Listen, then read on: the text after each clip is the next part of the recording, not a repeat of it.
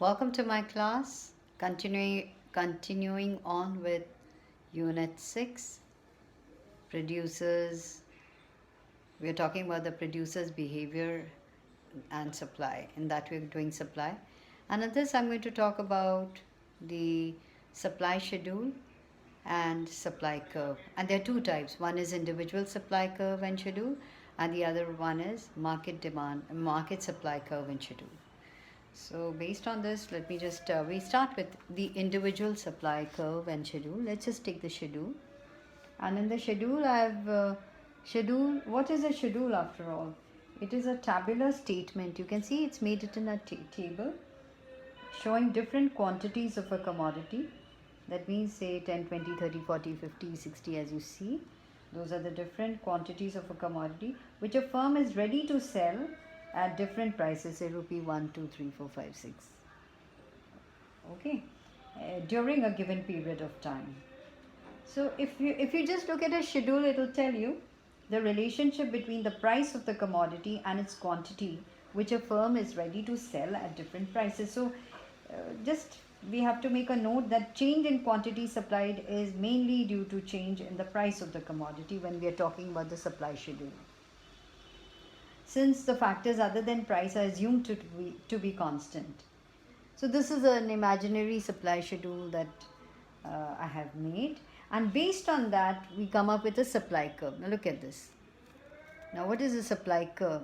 So when you plot, it's a graphical representation of the relationship between the price of the commodity and the quantity supplied that we just saw in this table. So you just plot them. So it shows quantity supplied at different price levels. So the above supply schedule or the alongside supply schedule, as you see, has been depicted here. So the supply schedule has been depicted in the form of a supply curve, and it clearly shows a positive relationship between the price and the supply of the commodity, because with the rise in price, the supply curve rises upwards from left to right. So it is a positively sloped curve. It just tells you that when the price rises, a movement, upward movement, and the prices fall, there's a downward movement on the supply curve. So now we are going to do, I just told you that there are two types. So you have the market supply schedule and a curve, you have the individual supply schedule and curve. Now we're going to go on to the market supply. We're going to do the market supply schedule. It's just like that. It is. Now if you just look at this, yeah, you'll be able to make out. Now it's, so we have, so how many, we have three firms, A, B and C. So what is a market schedule? Now let's just talk about it. It is a table which indicates the total of the various quantities offered for sale by all the individual firms at different prices of a commodity in the market. Now, in short, it just means summing up individual supplies, we get the aggregate or the market supply as shown in the following imaginary supply schedule of individual firms and the market. Now let us assume that there are three firms, namely A, B and C. So and you can see how much do they give out for sale at different levels of prices, and then if you horizontal sum them up, you get the market supply in the schedule. Now let's just take at price 1, A is not ready to sell anything, B is ready to give up 15 units and C 20. When the price rises to 2, A is still not ready to supply anything, B is ready to give 20 units and C is ready to supply 25 units, and if you add them up, you get say 0 plus 20 plus 25, that becomes the market supply of that commodity at rupees 2. Now when the price increases to 3, what happens is that the A individual supplier is ready to supply 10 units, B is ready to supply 25, and C is ready to supply 30.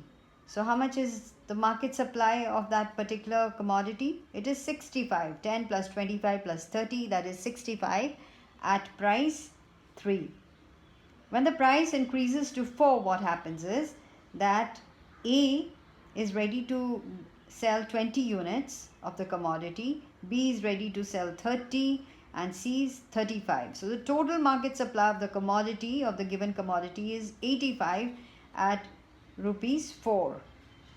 Now let's suppose that the price increases to 5. So the A individual seller is ready to supply 30, B is ready to supply 35, and C is ready to supply 40.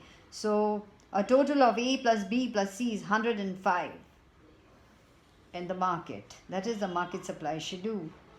So then we have, when it goes to 6, A individual is ready to supply 40, B 40 again, and C is 45. So that is talking about the schedule.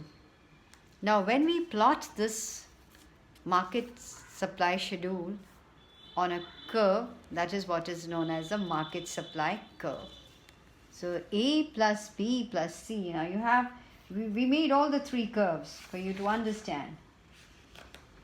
So to make a market supply curve, we have drawn we have plotted even the individual supply curves just to make it very clear.